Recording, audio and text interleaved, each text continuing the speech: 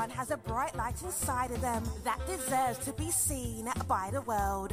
That's why it's time to shine the light on the extraordinary who are accomplishing phenomenal things. This is the Shine Out Loud Show with Lillian Ogbogo.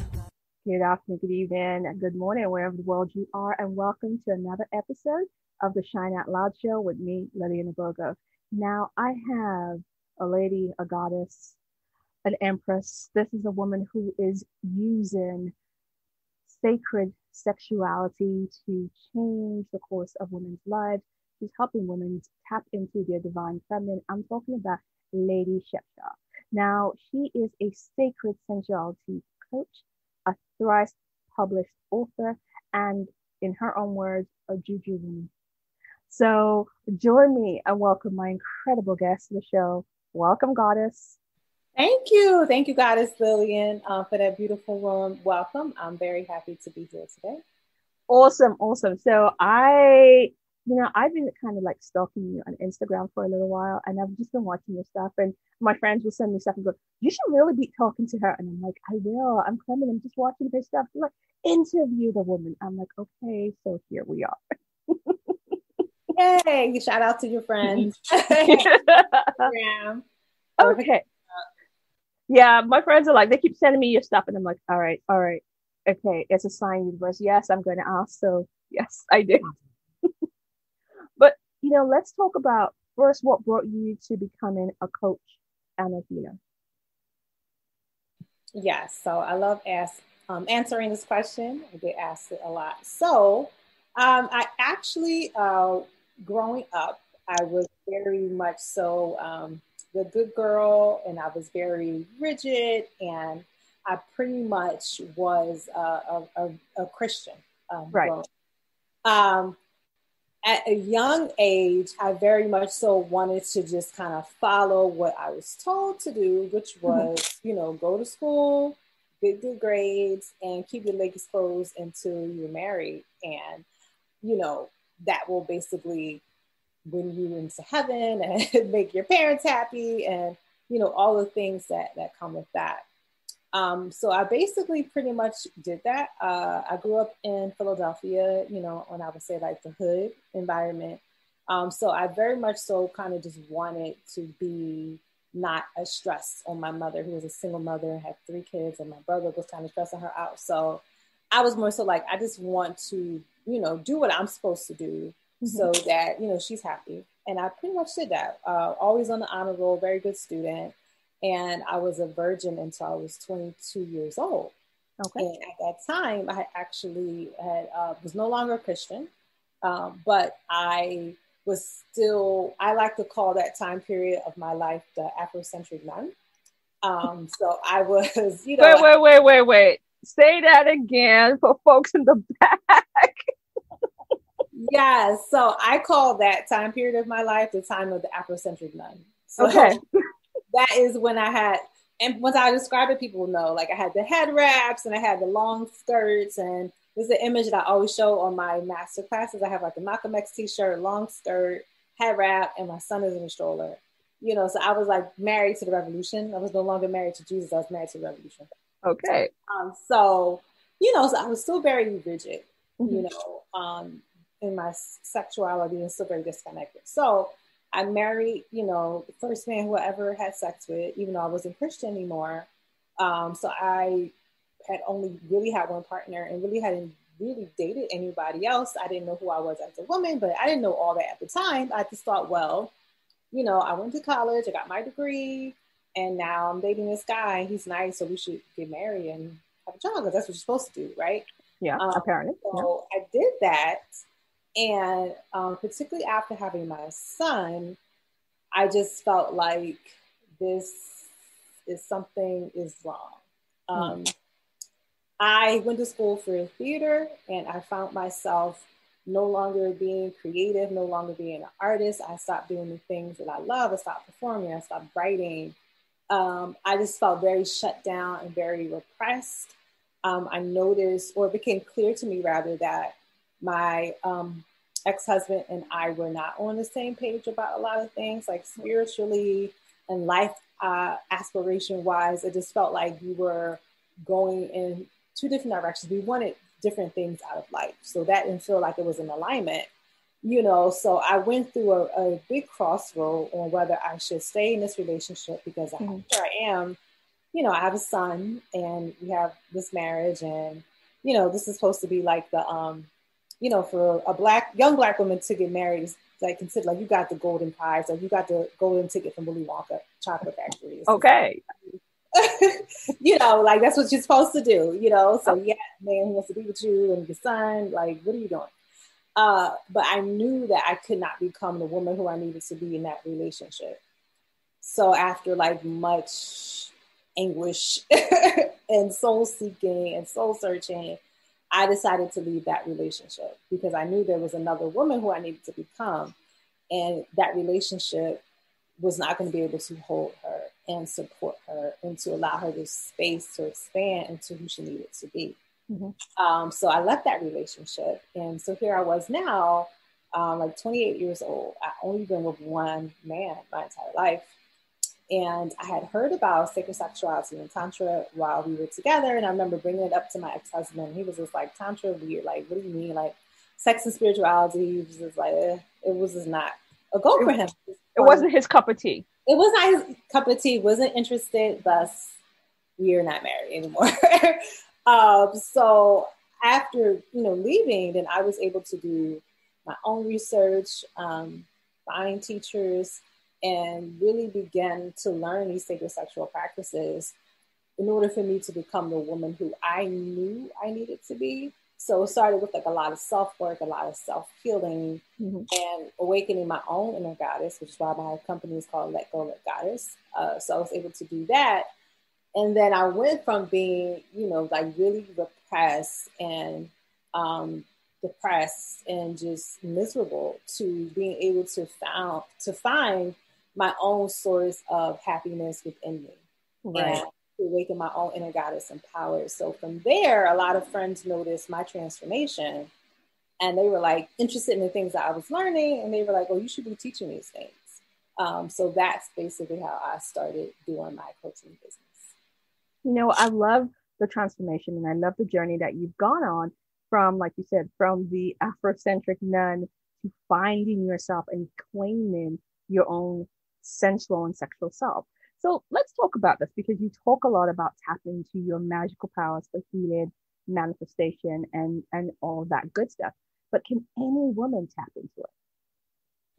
Absolutely. It's actually our nature to be magical. It's the nature of feminine energy to be orgasmic. And that's one thing that I actually loved about learning about sacred sexuality. From a Western perspective, a lot of us grow up thinking that, sex is really for men, like you are just supposed to be there for your partner and it's about his pleasure and that's your job, as a partner, as a wife, just make sure your husband is happy. And for you, it's just like, whatever, and in sacred sexuality says something different. Sacred sexuality says that a woman's nature is to be multi-orgasmic and full body orgasmic.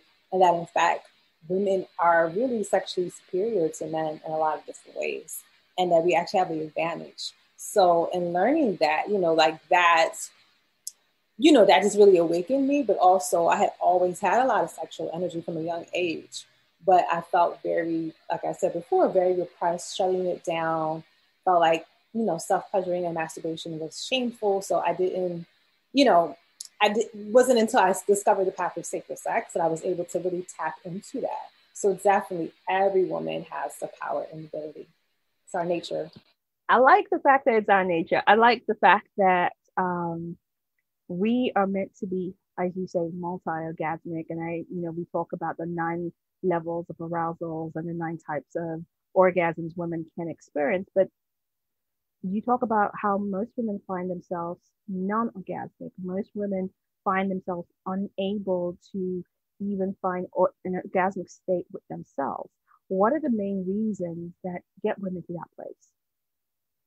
Yes, great question. And so I talk about this a lot. And actually, I had a recent master class that was actually specifically for Black women that I did recently. And I went into what are some of the major blockages for us as Black women. So one of the main things is, Black people, we are very spiritual people. And even in doing my research, it found that more Black, at least in America, more Black Americans pray and go to church than any other racial group. Okay? I don't think that's only in the States. Yeah, right. Right. Yeah, but that's where the stat was from. But yes, I think in general, just as a people, we have a very much so connection to spirit in whatever religious form. However, some of the, I would say, like, consequences of Western religion or Christianity has had a negative effect on women's sexuality and has actually held us back. The whole story of Adam and Eve, and Eve being cursed in her womb to experience like pain with childbearing, and stories like that. Kind of, you grow up as a woman feeling like, well, something is wrong with me, right? Because Eve did this thing, so now my womb is cursed to bring me pain, or my menstrual cycle, pain with childbearing. So religion, in many ways, is kind of one of the first blockages to us, especially a lot of times because as women, we're held to a different standard than boys are. Yep. So it's kind of boys will be boys, but girls need to keep their legs closed. Exactly, because you want to be good so you can get a husband, because no man is not going to want to marry you if you're a whore and all these different things. So, there's a lot of double standards, there's a lot of hypocrisy, and a lot of the, unfortunately, ideology in the church doesn't really support women having a loving and healthy connection with their sexuality or their womb. Another big thing is our own personal trauma that holds us back. So many women, unfortunately, have experienced sexual assault, rape, and molestation. And a lot of times we don't speak about it, in our families. If someone does know, I've talked to so many clients, and they express that their families say you can't say anything. Like, they don't really out the person who did it. So they don't have an opportunity to address the abuse, to address the perpetrator, and that has a huge effect on how they connect to sexuality when you have experienced sexual trauma. So much of that, I think those are the two biggest, influences, and us also having a disconnect with our own body as women. And if you don't take time to self-pleasure yourself, then it's going to be very challenging when you're with a partner. Yeah. And if you are not comfortable with your own body and your own sexuality, then you often don't know how to advocate for yourself in the bedroom, or to explain, what feels good to you, what you like, or even tell your partner, no, I did not have an orgasm. Like, this is this position, this type of movement, whatever is not working for me. Like, we repress a lot. I this is absolutely so true. And the point that you made about self-pleasuring and the resistance, and especially within the community where there's still that, of course not, I don't do that. I was having a conversation with my producer the other day, and we're talking about the stuff that churches had said around things like masturbation. And you're like, oh yeah, you masturbate, you end up with hairy palms and go blind. So, like, I'm not surprised. So what is, okay, so we've talked about the fact that it's the blocks, it's all of this. So how can women start taking ownership of the body they're in? Yeah, so that's what I love about sacred sexuality and Tantra, is that, number one, a lot of people get into these practices and they think that you have to have a partner interested, and they're like, oh, I don't have a partner, so they just kind of shut it down. Like, that's something women do a lot. Like, there are women who I've talked to or have seen who haven't had sex for years, and it's just kind of like the whole sexuality is shut down.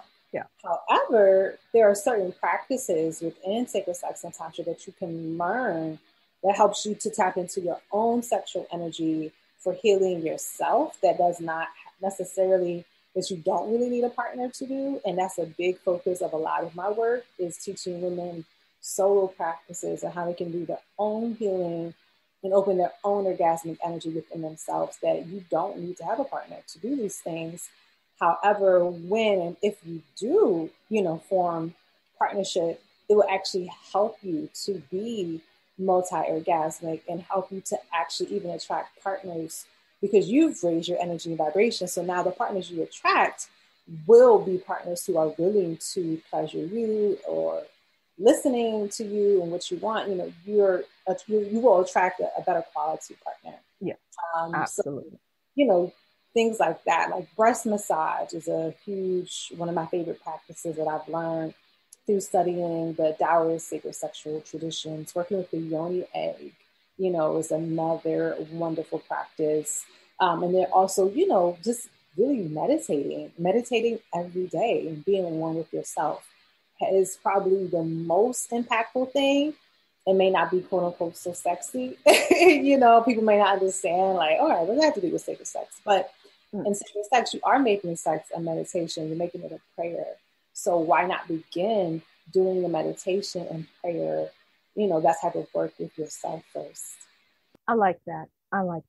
And, we've been talking about the sacred sexuality, and you've been mentioning that Tantra, and you are a Tantra practitioner yourself. And okay, let's kind of hold up this, because we know that there's an idea that the whole concept of Tantra, people look at Tantra and go, right. So it's just an excuse for folks to get naked and random people to get freaky together. I don't know that person. Why is this weird person coming over here wanting to touch me? That's what Tantra looks like on the record. So can we set the record straight? Can you tell us what Tantra is and isn't, and so that the misconceptions can be put to bed? Yes, absolutely. Because I totally agree. From the outside looking in, it looks like craziness. It just looks like wonton, sex. Everybody be having sex with everybody else. And unfortunately, there are some, particularly with the neo-tantra, kind of new tantra movement teachers out there who kind of promote a lot of that, which is why I like, I do use tantra and sacred sex. I like the term, sacred sex better, because tantra in itself doesn't necessarily have anything to do with sex. And that's something that people do not know. Right. Okay. The word tantra in itself, you break it down, basically means to expand. It has other derivatives, like it means to weave and to loom. So basically, what Tantra as a philosophy helps one to do is to expand spiritually and to actually understand that spirit and matter are one. And that's the major difference with Tantra and other, even Eastern beliefs, systems, because there's some Eastern systems that are about kind of like desire is bad and we need to suppress desire because it just leads to suffering. Tantra doesn't abide by that. Tantra is like spirit and matter are one. So the more I actually open up to experience spirit in my body and in nature and in my interactions with other people in yoga and meditation, I open myself really to experiencing the ecstasy of spirit. So anything can become a doorway to meet spirit, meditation, watching the sunrise, noticing that there's a divine current and divine energy that moves through everything. That's really what Tantra really is about, is recognizing the divinity in everything and every being and every person. So if one recognizes that we're all divine and that there's no separation between spirit and matter, then sex can then become a prayer and a ritual and a meditation, because we understand that we don't just see sex from a lower level of just physical gratification, which is great. We like that too. We see it from a level of, I am a divine being now connecting with another divine being, and we could actually make this sex an act of worship because I'm recognizing the divinity in you. So that's what the core of Tantra is about to me. And that isn't necessarily, it does not necessarily have to do with sex. It's more so for me a philosophy of how I experience life. And I allow myself to experience the pleasure and bliss of spirit in everything I do, which is why in a lot of my coaching programs, you know, we have different exercises like just experiencing sensuality, experiencing taste and touch and smell and hearing. Any of that can become a doorway to spirit. It can become a doorway to experiencing the divine bliss, which really is our nature. And that's really what it's about. You know what? I love this. I think the first, when you were speaking, what comes to mind is the quote by Prince, where he goes that sexuality is both spiritual and debased. And that's how he describes sex, that it's both spiritual and debased. And it's not an either or situation. So that's what I saw when you were speaking. So you were a twice published author. You have 3 books out, and your recent book that is out is called Wet. What was that journey to becoming an author like for you? Yeah. So yes, well, I actually have 4 books. The first book is a poetry book. That was like the very, very first book that came out. It's on Amazon somewhere. It's called Goddess Pages, Lady Shepsa. But the latest book is called Wet, 30-Day Deep Dive into Sensual Bliss and Feminine Pleasure. So with this book, basically what I have done is taking a lot of these Taoist and tantric practices and broken them down into a 30-day program. Right. That allows women to explore different exercise or practice every day. And the reason why I did that is because a lot of, when you go to study, sacred sex and, some tantric practices, some of it doesn't feel accessible because it can actually be very intellectual and like heavy and wordy and the books are sometimes the size. Yes, right, exactly. Some of them are written by men who are, they're writing from a more masculine base, which is more intellectual, as opposed to more feminine base, which would be more like emotion centered and feeling centered. So the book Wet was actually based upon a coaching program that I used to have called Sensual Goddess Bootcamp. And I then, renamed it and expanded it and made it into an actual book with these practices that I have learned to do. So, my overall goal with Wet is to give women hands-on. My background as a classroom teacher. I taught in public school, middle school for many years. So I'm all about you need practical. You have to be able to apply what you learn. You need practical. Oh, definitely. Practice. It cannot be just an intellectual exercise. So I could tell you that you're a goddess and it's your nature to be orgasmic. And yes, I could tell you all these beautiful flowery things and it can sound good, but it's like, how do I actually shift my energy to actually feel that way? How do I actually get this into my body? So that is the point of the book, Wet. Gives you different exercises a day, every day for 30 days.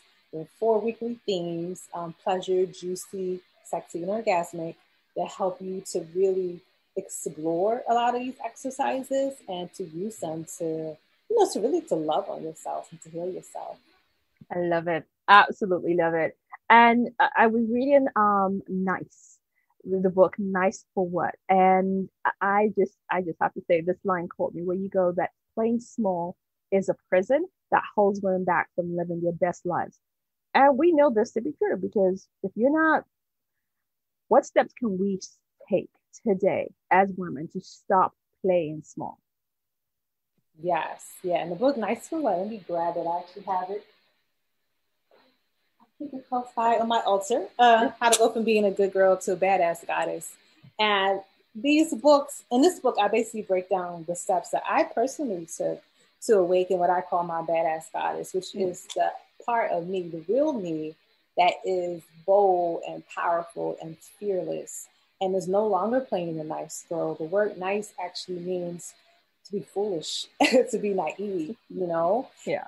And, a big part of what we do is that we actually squelch our power by denying our power, by acting like we don't know how powerful we are, because we are afraid to stand out. We're afraid to make other people uncomfortable. We are afraid of being seen. If you have a good girl complex like I did, then you think that you have to be perfect all the time, right? You think that you always have to be everything correct and, get the right answer because you're used to doing that. Like in school, you got all A's or A's and B's, and you were the star model student, and you were the model child. Like your parents already always held up with a pedestal because you always did what you're supposed to do.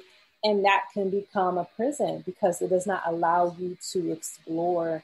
It doesn't really allow you to be an authentic human being. It doesn't give you room to make mistakes. Right, exactly. It doesn't give you any room to make mistakes and just be human. And that's how we learn. That's how we grow, So for us to really stop denying our power, we have to allow ourselves to learn to explore and to also connect to our authentic desires. Because very often as women, we get into fulfilling what maybe our parents want for us, what our partner wants for us, what the church says we're supposed to do, what Western society says we're supposed to do. And this can leave us feeling like very unsatisfied, and our own desires and our own creativity, our own, what makes us us, begins to fall by the wayside. And then you look around and it's like, well, who am I? Who am I outside of what everybody else wants me to be? What do I actually really want? And those are the questions that I asked myself that allowed me to be able to, leave my marriage once I saw that I'm not expressing my creativity. Like I'm not doing those things that are deeply important to me. I'm not fully living and fully expressing myself. So I have to free myself so I can allow myself space to do that, to explore, to get it wrong, to expand. So I think that is one of the, biggest things, allowing ourselves to really tap into what we really want, our desires. I am loving this. And it's that need to, I call it the good girl curse, because, you're going around and you're like, and then when you will either explode one day or you implode because you can't find your voice. So I love that you have this in a book that people can take practical steps, and we'll put the links to Amazon so people can go and get the book. You talk about bliss, and you talk about how a lot of women lose bliss. Where did we lose it? What happened? Where did it go?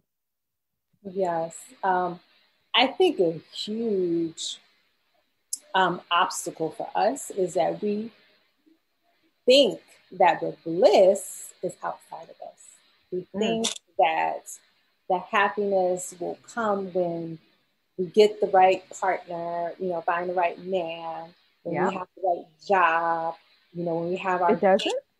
And then you wind up doing these things. So now you're defining yourself by all these roles that you play, And if you haven't found that bliss within yourself first, then nothing outside of you is going to be able to give you long-standing happiness. Of course, we can find enjoyment in, our children and our partners and our career and things like that. However, if we are not deeply connected to our own bliss and satisfied within ourselves, then it's just everything is going to come up short. And we have seen that with, and not even just women, but men as well.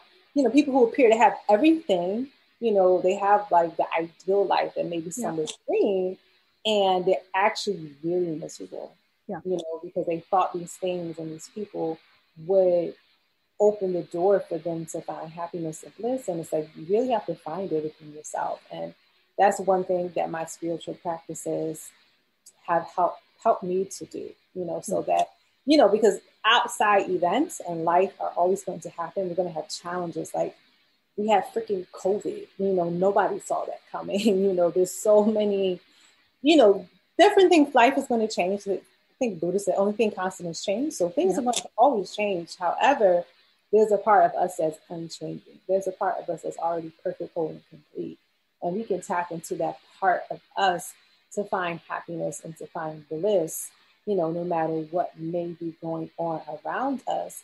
And then from that place, and that a place of bliss and happiness, we can then change the world outside of us, right? It happens within us first, and then we can begin to allow it to ripple out to our world. I absolutely love that. And, I think spending that time cultivating our bliss is a requirement, should be as much a requirement for us as breathing or bathing. We need to always take that ownership of our bliss. And one of your favorite topics to talk about is the divine feminine power. So how do we cultivate it in our day-to-day Had to get some water. Speaking of feminine energy. So the first step I see to cultivating divine feminine energy is to get still and to slow down. I live in New York and it is very fast paced here. And that was actually, one blessing of being through quarantine is that everybody had to get feminine. Time out. Had to slow down. Everybody had to go in the house and just chill out, So I think that's the first step. We live in a culture that is like, I want it faster, that faster is better, I want it yesterday and everything has to go, we often are moving at this very frantic pace. And what you need to do is tap into your feminine, do the opposite. You need to actually relax, slow down, center yourself, tap into your feelings, right? The divine feminine energy is centered in her intuition and in her emotions. It's not just being ruled by the intellect and logic, which is more masculine. And of course, we all have the feminine and masculine energy within us. Yeah. However, in Western culture, things that are feminine are not held up as high as masculine attributes. So logic and reasoning and quote unquote science, all that is held up higher than things that are more feminine, which would be more like intuition, emotion, spirituality, creativity, the arts. Those would be more feminine energy expressions because it's about being in the flow. To be a great artist, you can't just be in your head. You want to be able to allow the creativity to flow through you. So it's the same thing being in your feminine energy. You have to slow down. You have to breathe. You have to take your time and allow yourself to be present. That is a big, major thing about Tantra is presence. Being present, being aware, what's happening in my body. How do I feel? How is this showing up for me? What's present for me right now? And to understand that what's present for me now may not be present in 5 seconds or 5 minutes. And that's fine. We cultivate this awareness and being able to be the witness of what's happening with us. So, I would say for any woman who wants to connect to her divine feminine energy, to find daily time to meditate, allow yourself to close your eyes, to slow down, to go within, to connect. And then at least once a week to do something, I call it like my self-care days, to do something that allows you to just really relax. Relaxation is so important for feminine energy. And that could be taking a bath. It could be reading a book. It could be a nap day. It could be, watching your favorite movies, but something that's going to allow you to really rest, to slow down, to go within. And all of that will help you to tap deep into your feminine. I love every bit of what you're saying, Baby Shepta. Yes, and I think you're right. The world needed that time out when the COVID struck, and we all, Mother Nature's like, everybody indoors and just take your time. Everybody indoors and relax. And we're not saying, for anyone listening, we're not trivializing COVID, but it's like we needed a reset and we needed a moment to just, and we were forced into that relaxation. And a lot of things have come up from that period. A lot of people are realizing, that thing I thought was normal is not the normal I want. So there's definitely that truth of the saying, being able to be present with yourself and making room to just breathe into yourself. We need that on a consistent basis. And correct me if I'm wrong, it's not just for those who are in female bodies. This is something that even men can cultivate for themselves. Yes, absolutely. Yeah, like I said, we all have divine feminine and masculine energy. And with the way the world is much more polarized in masculine energy, not even always positive masculine energy a lot of times. So men definitely also need to slow down, connect to the feminine, because men are also injured when they don't connect to their feminine energy. You know, they too need healing. They too also need rest and to slow down. It's very important to feed their masculine energy so that they have the energy then to be able to go out and to be active and to do all the things that masculine energy, you know, is called to do. You have to balance it with rest. Okay.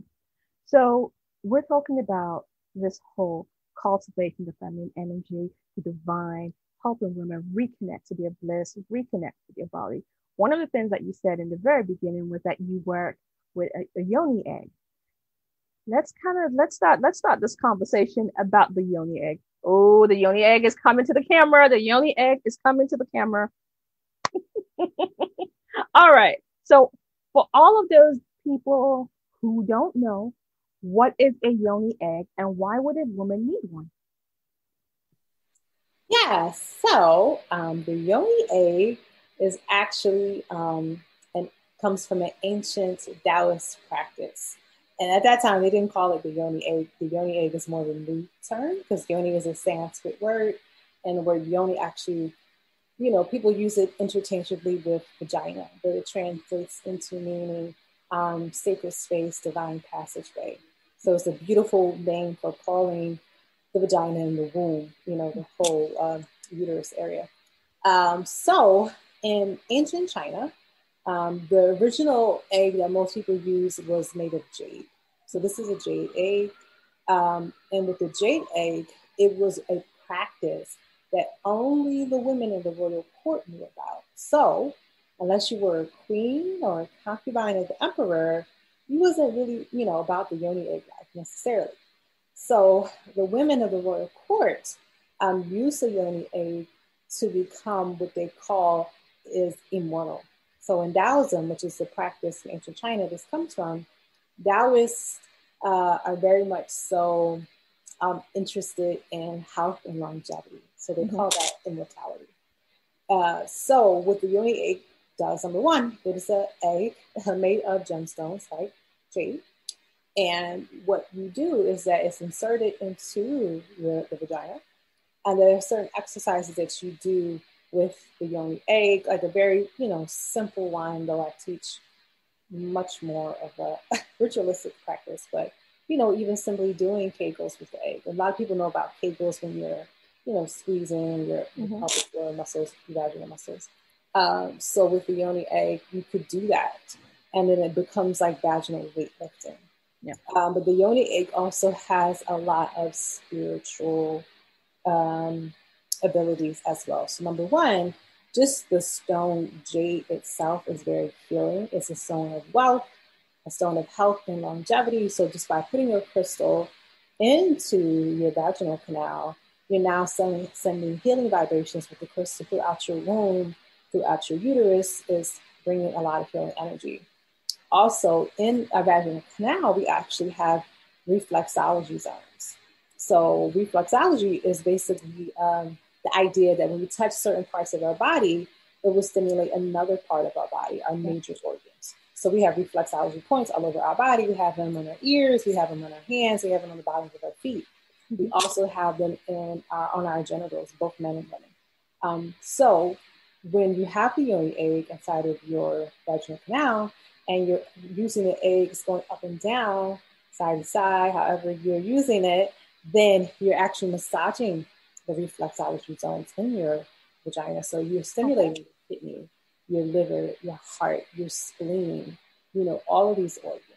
And then the yoni egg also helps you to open up the orgasmic channels in your body so that the sexual energy is expanding out of your genitals to actually come up through the core channel and to be able to open and to balance your chakras. So you want to focus on not just vaginal, you know, squeezing and doing vaginal exercises with the egg, but there's certain meditations that you learn when you really learn to use the egg properly. You learn certain meditations to help you to learn to circulate the sexual energy, to help to bring up the sexual energy. So now it's going beyond just your yoni It's going into your chakras. It's going to your crown chakra. It's going over your entire body. Okay. So so it's a great tool for healing and becoming multi-orgasmic.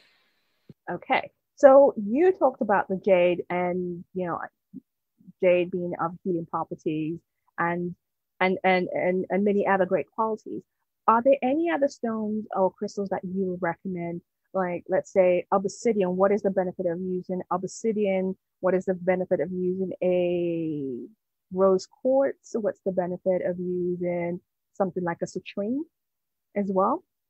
Yeah, great question. So, in the Taoist lineage, with the teachers who I have had, the three main stones that they recommend to use are jade, obsidian, and rose quartz.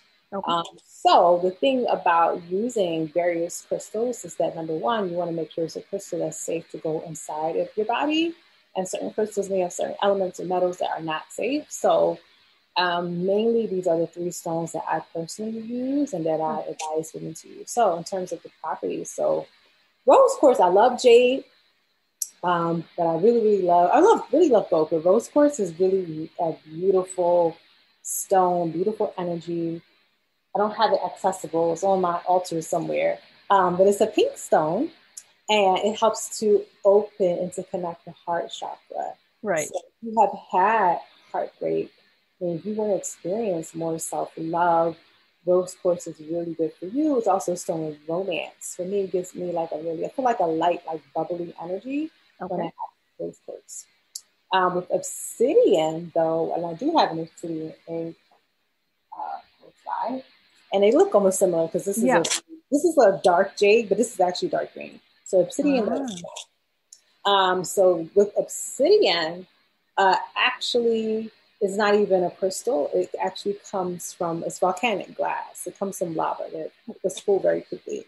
So this stone is for the person who really wants to do deeper work, what some people call shadow work. It's a great stone for protection. It's a great stone to show you what you need to work on. So you have to really be ready for the work of the obsidian.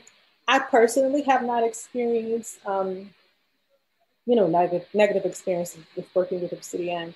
But for some people, it can make them feel like a heavier energy because it's about really kind of going within and releasing your blockages. So it just all depends on, what you need to work on, how much work you have done or what's going on with you at a particular time. So, obsidian is a very powerful stone and it's a stone of protection. So I have felt that when working with obsidian, I have felt like a very strong, protective force field, around me. So, all of these, these three crystals, everybody will have their own experience with them, but these are just, some general properties associated with them. Okay. So I'm loving this. And so ladies and those who are loving their ladies in their lives, you want to go and check out Lady Shep's site and let her talk to you about different yoni eggs and why you need them. And, there was this whole thing with the whole group website selling them for some interesting prices. And where would you recommend women to go to actually source genuine yoni eggs? Okay, so I do. I don't have it on my site, but I do sell yoni eggs from time to time for the women who are in my coaching program. So I actually just had an order that is coming in today. So it depends on when you catch me. I may or may not have some. I do not personally, I don't like to sell yoni eggs just to the masses because what I find is that most women don't really know how to use them and they won't use them. So it's kind of like it becomes this thing that you get oh, pretty crystal, which is fine. Yay, let's have that. But they don't actually know what to do with it. And they just sit in their drawer or on their altar. So I'm not a big yoni egg seller. So I have women who, there's a coaching program for my book, Wet. And with that coaching program, you get instructional videos. And you also get 3 live Q&A calls with me and goddess rituals. So, that is a place where I like to, I can sell the yoni egg to women who are in the program because you're going to be working with me. You're going to have the book and, you'll be good to go. So for women, you know, if you can link up with me, get the book and get into one of our programs, and you can get a yoni egg. However, if you know, whatever, you just don't have time for all that or whatever. Just make sure whatever egg you buy, make sure is GIA certified, which is like the gemstone, like organization that actually makes sure that the crystals are real. Okay. So I don't have a particular seller, you know, that I would say go get from this person. But when you do, you know, go do your searches, make sure it is GIA certified, especially if you're dealing with jade, make sure it's genuine jade, because you just want to be mindful of what you're putting in your body and making sure that, you know, the crystal is a real, you know, crystal. Awesome. Thank you very much for that. And so, you know, we've been talking about this whole healing aspect and women finding their way back to their body. And we touched on it briefly when we talked about the impact religion has had on women of color, not just in the States, but I'll say globally. My question is, have we almost been taught to be afraid of owning and loving our own bodies, our own vaginas? And how do we start taking back our complete body? Oh, yes. And that's something else that I touch on a lot, particularly with women of color, whom for many of us, we didn't have ownership over our bodies. You know, with slavery and colonization, our bodies have been constantly objectified and seen through the eyes of the other, you know, and seen as, you know, hypersexual and things like that. So what often happens with us is that we don't want to be seen as hypersexual, so we kind of shut it down and we repress these things. And, you know, we also become very judgmental, like I used to be. We then in turn judge other women who seem to be free sexually and like, oh, like, you know, really put them down. As opposed to finding that balance within ourselves of being able to say that I can be, you know, it's not either or, it's both and. Yeah. I can be smart and I can be sexy. I can love to read books and I can also love to self-pleasure and to have sex with my partner and to have orgasms. You know, I don't have to choose. And I think that's a big realization that many of us, you know, are coming to and need to continue to come to, is that it doesn't have to be either or, it can be both and. I can be smart and I can be spiritual and I can be a mother. I can be a girlfriend, I can be a wife, I can be all these things. And I too can be very sexual and I can be very sensual. And in fact, is healthy for me to have that connection to my own sensual and sexual energy. The Taoists believe that sexual energy is the fountain of youth, that it really is a source of vitality. So this is why they really spend a lot of time focusing and cultivating sexual energy, because they understand that the woman or the man who has a lot of sexual energy will have that longevity. Just like if you see an older person who's kind of like fresh, you know, you've ever seen like a fresh old lady or fresh old man, like they're spunky. You know? Like they're not dried up, you know, they got some youthfulness to them. So like that is the power of sexual energy. We want to be frisky and vital and, you know, we want to have this playfulness about us even as we age. Yeah, absolutely. And I think, you know, you touched on that point where we're no longer in that place where it should be, we're either Madonna or the whore. And I think there should be a third space where I am neither Madonna, I'm neither a whore. There's a space in between where I am a balance of the two. I mean, wouldn't you agree? Yes, exactly. Yeah, it's like the version of the whore, you know, which is like a very like Western, you know, all that comes from like patriarchy and needing to have a set of women who they can like debase and defy or see as lower and lesser than the ones who are on the pedestal, you know, like almost asexual, like you're just the mother kind of architecture. It's like, no, the goddess is everything. The goddess is both virgin and whore. She's the priestess and the prostitute. She's all of these things. And we have that ability to find that middle ground, like you said, within us. And I love that. And I think it's funny because, you know, when we kind of look around at what's supposed to make a woman a good woman, and like, oh yeah, you have to be virginal and to be considered a wife material. Whereas I was doing some reading, and in ancient Egypt, to be considered worthy of marriage, you have to have served at the temple of Isis. And literally, you're at the temple of Isis, your job is to provide pleasure to those who come to the temple. And so you have to go through that process to be seen as eligible for marriage. And it shows you how it's turned itself on its head because of an introduction of a religion that claimed a woman ate an apple from a talking snake. Right, exactly. Why are we listening to the story? Years later. I mean, if we kind of take that story and kind of look at it logically, you're like, hold on, let me get this straight. A woman who came out from someone's rib ate an apple from a talking snake, and the whole world ended up upside down. Yeah, that sounds about that. Just that shit crazy. Right. Yeah, and this is also just like, archaeologically and biologically, man was not created first. Like this just didn't happen. The first being was a woman, So it's like even looking at that, how that whole story was turned around, and man had to be created first, and she came from him, as opposed to it's like decentering the womb. Now the womb is like, we didn't come from the womb; we came from others. This is interesting.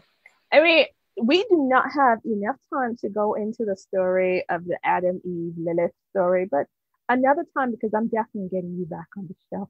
Yes, I would love to. So we have come to that part of the show where we talk about our so loud moment for the week. And please, Christians, don't write me and tell me that you heard what I said. I'm just saying, looking at it logically, please don't come for me. And if you do, hey. So yes, as I was saying, we'll come to the part of the show where we're talking about our so loud moment of the week. This is where you get to celebrate a person, a thing, your choice. What would you like to celebrate, Lady Chefster? I feel like Snoop. I want to, what Snoop said, I want to thank myself for being myself. I like to congratulate myself I actually just launched last week a coaching program called Queen. It's just Queen, a sacred sexual healer initiation for Black women. 7 months. And it's just exclusively for Black women to, number one, go on a deeper journey to connect with their feminine energy and sexuality. And then there's also a certification track where I'll be certifying women to become sacred sex coaches. So that's super exciting. Awesome. I'm celebrating that by going to Tulum on vacation next week. So love it. Absolutely love it. Oh, you need to tell. Oh, okay. You need to tell us what Tulum is like, because we want to go so badly. Yes, I'm excited. I need blue waters. I need sun. I need to get out of this New York, pollution. I understand. I can appreciate. Please go and enjoy on behalf of us who are stuck in the UK for now. So I know that your work inspires a lot of women, and I know that you're on a mission to inspire women to find their fulfillment, to find themselves. But who inspires you? Yeah, so just as you were asking that question, I just began to think back to when I first, before I knew what sacred sex was and Tantra was, when I first was trying to find myself as a woman, where did I go? I went to Black Women Authors. I went to Nikki Giovanni. I went to Toni Morrison. I went to Sonia Sanchez, Bell Hooks. And these women and reading their books helped me to understand my experience as a Black woman, that the things that I'm experiencing is I'm not alone, and that there are, historical and social and all types of shaping factors that have affected our lives to be the way they are, and lots of healing that needs to happen. So I would say first, that was like really like my first place. getting inspired. Another deity goddess whom I love dearly is Goddess Oshun, who is of the Yoruba pantheon. She's an Orisha from the Yoruba religion, from people from West Africa in Nigeria. And she represents sensuality and healing and fertility and love. And for me, sometimes Oshun is portrayed to be very shallow and very frivolous. And it's my experience with her. It's not who she is at all. To me, the greatest lesson Oshun has taught me is about self-love. And I believe it is Oshun who brought me into these teachings of sacred sexuality to learn to love myself. So those are two of my greatest inspirations. Oh, I love that. I love the fact that you talk of Oshun and you talk about the Yoruba pantheon. Love that. Love those books. And so there is a lot delved into when we start looking at developing all parts of ourselves. And looking at your journey so far, what advice would you give your 18-year-old self? Woo! Child. Yes. My 18-year-old self, I would give her the advice to love herself first. To know that she is powerful. And I think at 18, I had some kind of inkling of my power, but I think I was afraid of it, and, was looking for outside validation. But for her to know that she is powerful and it's okay to make mistakes and it's okay to have experiences and to have fun and to enjoy her life and to allow herself to explore, and that she doesn't have to get everything right all the time, like really to enjoy the journey and to travel and to probably have sex a little soon. Than what I did. Okay, so that's the message for your 18-year-old self. Now, I wanted to talk about, in one of your books, you talk about the differences, about the difference with a beggar, an emperor, and a goddess. What is the difference? Yes. The beggar is the one who's looking for outside validation. And I actually got it from an Osho quote, and I love Osho. He's a tantric mystic who was alive in the 21st century. So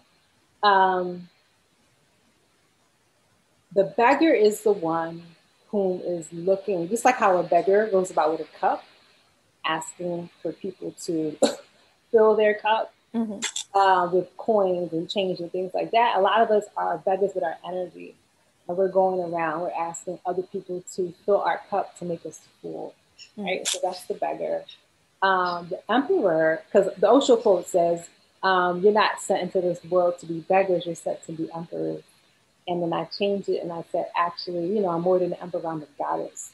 The emperor is, think Game of Thrones, and people were battling for the Iron Throne. So it's like one leader, and you have all these kings and queens underneath you. That's the emperor, right? Yeah. So the goddess for me means that I'm also ruling over my kingdom, because our kingdom is ourself. All the different parts of us. But for me, as a goddess, I'm co-ruling with the divine, right? So it's not just me ruling according to my own sometimes limitations and my inability to see everything, so as the goddess connecting to my own inner goddess, now I'm co-ruling with the divine. I am now collaborating with life instead of trying to force things, because that's a more masculine way, right? Trying to force and make things happen, which is fine, sometimes, but I like living from a feminine space. I want to go with the flow. I want to flow with the divine. I want to be in the divine alignment, and I want to allow that which is for me to come to me, as opposed to feeling like I have to force and make things happen. So for me, it's like me and the divine are having a happy marriage that allows me to, co-create my life. Oh, I absolutely love that. I absolutely love that. That is a beautiful, beautiful piece. And I might have to borrow those words because that is absolutely beautiful. Now, before I let you go, I want to ask what's coming up for you. How can people connect with you? Tell us, give us some deets so people can connect with you and also stay in flow with you. Yes. So, great thing about me, my business, is that if you remember Let's Go, Let Goddess, then you'll be able to find me. I am Let's Go, Let Goddess on Instagram, Let's Go, Let Goddess on Facebook, and my website is letsgoletgoddess.com. So, if you Beautiful. actually go to my website, you can get a free goddess bundle that has a free meditation. It has some badass goddess affirmations. It has a prayer for good girls in recovery. And it has these things in PDF and audio version. And you also get a couple of videos, a video about how to rid yourself of negative thinking, stopping you from stepping into your power. So you get a whole, called the Goddess Juju Bundle. So you get a whole bundle for free when you sign up at my website, and immediately come to your email. And then you also be on my list. So the next time I have a free master class or, anything that I have happening, you'll be the first to know because you're on the email list. Awesome. Okay. So we'll share what we'll do. We'll share your link so that people can get access to your website and sign up for the Goddess Bundle. And, it's just a pleasure to have you on. And I'm looking forward to having you back. And you've already said yes, so it's going to happen. Yes. I can't wait to be back. Thank you so much for having me. I enjoyed this conversation. And I also just enjoy being interviewed by another sister, another Black woman. That doesn't always happen. Oh, thank you. So I really appreciate sharing space with you. Oh, thank you so much. So guys, you've heard it. You now know why your goddess energy is important, and goddess energy is not just for the female gender, it is for the masculine gender to find his and connect his feminine center. You understand now why owning and loving your body is critical to your success as a human being, as a woman, to finding and owning yourself. You've learned about the yoni egg. If there's any questions, reach out to Lady Shepsha via her website, Let Go, Let Goddess, and find out some more. Now you've listened, you know what to do. Share it out on social. Give us a like. We're here, and if you want to hear more, let us know, and we'll come back to you. Same time, same place. Bye. You've been listening to the Shine Out Loud Show. If you want to connect with us or let us know what you thought of today's show, be sure to follow us on Twitter at Shine Out Show.